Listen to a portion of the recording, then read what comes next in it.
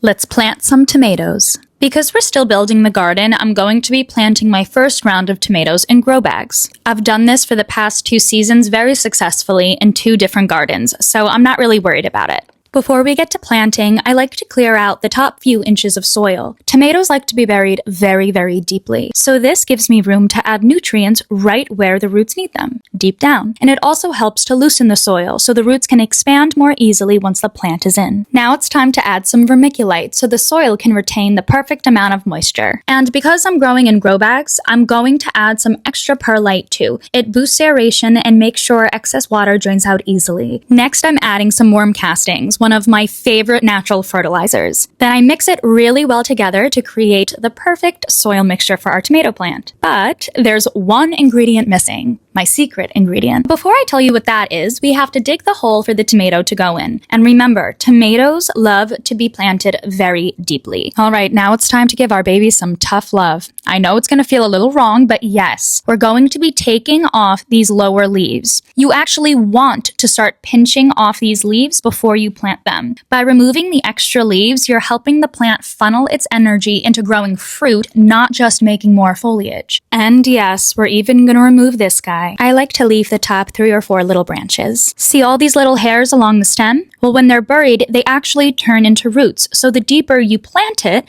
the stronger the root system. The more roots mean more support, more nutrients, and ultimately, more tomatoes. Now, let's get to planting. I'm adding more worm castings to the bottom of the hole we dug. Are you ready for the secret ingredient? A whole egg. Drop the egg into the bottom of the hole, and here's the fun part. We're going to smash that egg, smash it as much as you can, and mix it into the worm castings to create a great nutrient-dense mixture for our tomato plant to sit on. As the egg breaks down, it's slowly going to release calcium, which helps to prevent the infamous blossom end rot and gives your plant a steady nutrient boost. I can confidently say that I have done this the past few years, and I have never gotten the blossom end rot, knock on wood. Now let's plant this baby. We are going to gently take her out of the pot, careful not to disturb the root system that's already there. I always check to make sure that the plant isn't root bound, and she's perfect, so we're going to put her right in. Adding some extra worm castings around the base for more nutrients as she grows, but this is always optional. Now let's start filling her up. Tomatoes' besties are marigolds and basil, which help to deter pests such as aphids. My basil is just a tad too young right now, but it will be going in this grow bag the second that it's ready. Next, adding some mulch to protect the soil, and before she grows big enough for a tomato cage, I like to place a barbecue stake just to help hold her upright so that her leaves don't touch the soil or the mulch underneath it. This is where the plant can contract some diseases. Finally, placing the tag so you remember what variety you planted. So there you have it. Here's to growing happy, healthy, luscious tomatoes. Follow for more